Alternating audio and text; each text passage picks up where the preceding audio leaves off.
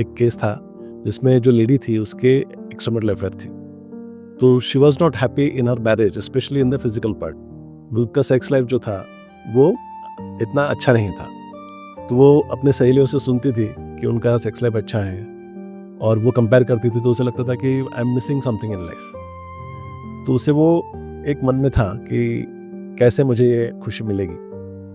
उसका हस्बैंड जो था वो अल्कोहलिक भी था, तो वो अल्कोहल रोज रात को लेता था और कभी कभी फिर उसको उस अल्कोहल के नशे में फिर वो सेक्स करना चाहता था और इसको वो बात बिल्कुल पसंद नहीं थी, तो वो पुट ऑफ हो जाती थी। तो उसका मन तैयार नहीं रहता था, तो शरीर कैसे साथ देगा। तो उसको फिर वो सेक्सुअल सेटिस्फैक्शन नहीं मिलता था। इनफैक्ट उसको एक घृणा हो गई थी सेक्सुअल एक्टिविटी से। तो मन में इच्छा भी थी कि मुझे ये हैप्पीनेस चाहिए, और हस्बैंड के जो तौर तरीके थे अल्कोहल लेकर सेक्स करने की, तो उसकी वजह से घृणा भी थी।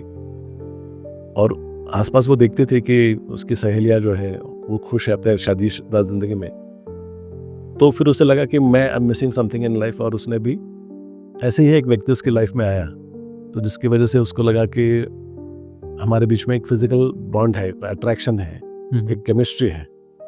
तो वो अट्रैक्ट हो गई और उसे भी लगा कि शायद पता नहीं चलेगा, तो मुझे भी हक है ये सब खुशी पाने का। और उसका फिर वो उस व्यक्ति के साथ अफेयर हो गया। तो शुरू में तो भी उसका भी एक हनीमून फेज होता है, जो एक्स्ट्रामैरिटल अफेयर रहता है उसका भी एक हनीमून फेज होता है, जो शुरू के कुछ महीने या कुछ साल बहुत ब्यूटीफुल लगता है।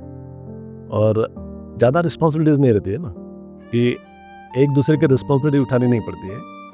सिर्फ जब थोड़ी देर के लिए जब साथ में रहते हैं तो एक दूसरे को प्यार देना है, खुशी देना है, तो वो एक्स्ट्रामैरिटल रिलेशनशिप जो है वो ज़्यादा अच्छा है ऐसा लगने लगता है। पर जब साथ में रहने लगते हैं तब पता चलता है कि क्या क्या दिक्कतें भी आ सकती हैं। तो जो स्वीट डिस्टेंस रहता है उसमें, तो that makes it may be interesting. और जो अपने पास नहीं है उसका अट्रैक्शन ज़्यादा रहता है ना। तो ऐसे ही उनका जो रिलेशनशिप था वो भी 1-2 साल चला, और बाद में ऐसा होने लगा कि जो उसका जो पार्टनर था, जो व्यक्ति था, वो अपने बिजनेस में ज़्यादा बिजी होने लग गया।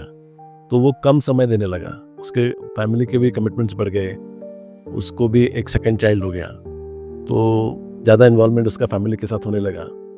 तो इस व्यक्ति को, इस लेडी को फिर और परेशानी होने लगी। तो वो पूरी तरह से उस पर डिपेंड करने लग गई थी। उसके एक्स्ट्रामैरिटल रिलेशनशिप के बारे में उसने काफ़ी सारा एक्सपेक्ट करना शुरू कर दिया था, सपने सजाना शुरू कर दिया था। और जब उस व्यक्ति से उसको कम टाइम मिलने लगा या उसके एक्सपेक्टेशंस पूरी नहीं होने लगी, तो फिर वो बेचैन होने लगी, फिर वो अपसेट होने लगी।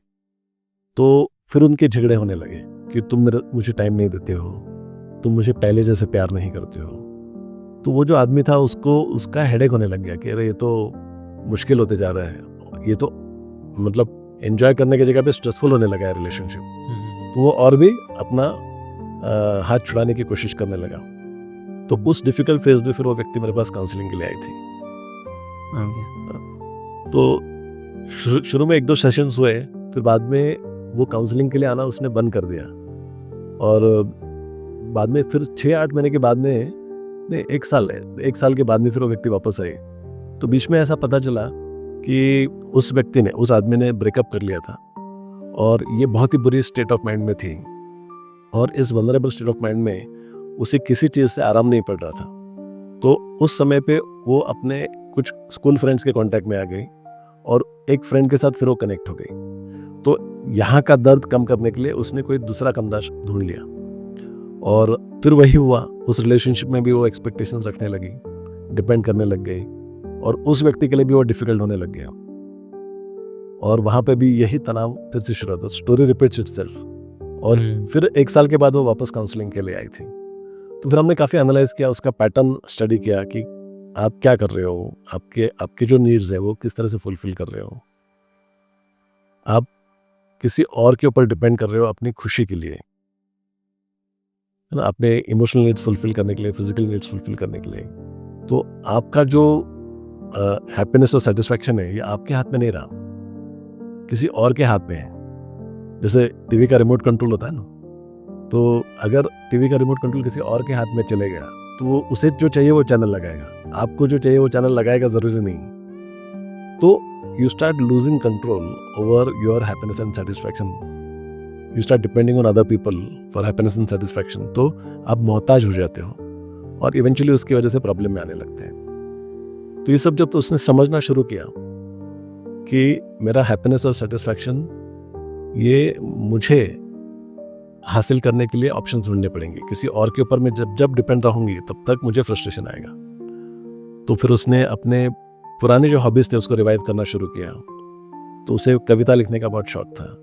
वो इमोशनली सेंसिटिव लेडी थी, तो उसने कविता फिर से लिखना शुरू किया, बुक्स पढ़ना शुरू किया। फिर उसको थिएटर की भी उसको शौक था, तो अच्छे अच्छे नाटक देखना शुरू किया। तो उसने अपना लाइफ डेवलप करना शुरू किया। तो उसमें से अलग अलग एक्टिविटीज़ में से भी उसको खुशी मिलने लगी। तब उसने रियलाइज़ किया कि मुझे किसी और के ऊपर डिपेंड करने की ज़रूरत नहीं है खुशी के लिए। तो इसमें उसका रिलेशनशिप का एंड क्या हुआ पति पत्नी के? तो इस पर्टिकुलर केस में उसके पति को पता ही नहीं चला कि उसका अफेयर था, इसलिए वहाँ पे कोई मेजर चैलेंजेस नहीं आए। लेकिन उसका जो मेन प्रॉब्लम था कि I am not sexually satisfied, तो वो जो था तो हमने उसके लिए सेक्स एजुकेशन भी किया। तो जैसे औरतों के लिए जो है जो सेक्सुअल अट्रैक्शन जो है तो वो ज़्यादा इमोशनल लेवल पे ज़्यादा होता है, और जो पुरुष हैं उनके लिए ज़्यादा फिजिकल लेवल पे होता है। तो इमोशनल कनेक्शन कैसे बढ़ा सकते हैं? तो उसका हस्बैंड अल्कोहलिक था, तो इसलिए वहाँ पे वो डिफ़िकल्टी उसको महसूस हो रही थी, तो वहाँ पे वो पॉसिबल नहीं था। तो हमने इस केस को ऐसे हैंडल किया कि उसको हमने कहा कि आप अपने जो फीमेल फ्रेंड्स हैं उसका एक ग्रुप बनाइए। तो उसकी एक फ्रेंड थी जो बुक लवर थी, तो वो जो इंटेलेक्चुअल चर्चा उसके साथ उसकी पूरी होती थी।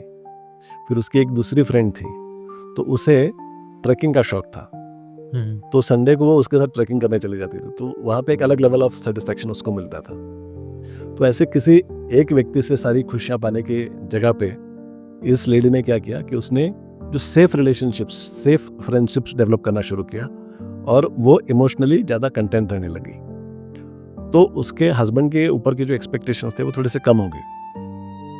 और दूसरा, उसका जो सेक्स एजुकेशन हमने किया, जब हमने उसको एक्सप्लेन किया कि जो औरतों का जो सेक्सुअल सेटिस्फैक्शन जो है तो वो किस वजह से होता है, कैसे होता है, तो उस एजुकेशन की वजह से भी वो जो लेडी थी तो उसने सेल्फ प्लेजरिंग टेक्निक्स सीखने के बाद खुद को ही सेटिस्फैक्शन कैसे मिल सकता है ये सीख लिया। तो उसका वो जो डिमांड था कि मुझे सेक्सुअल सेटिस्फैक्शन के लिए कोई चाहिए, वो कम हो गया और वो खुश रहने लग गई। ओके। तो ये पर्टिकुलर केस इस तरह से था।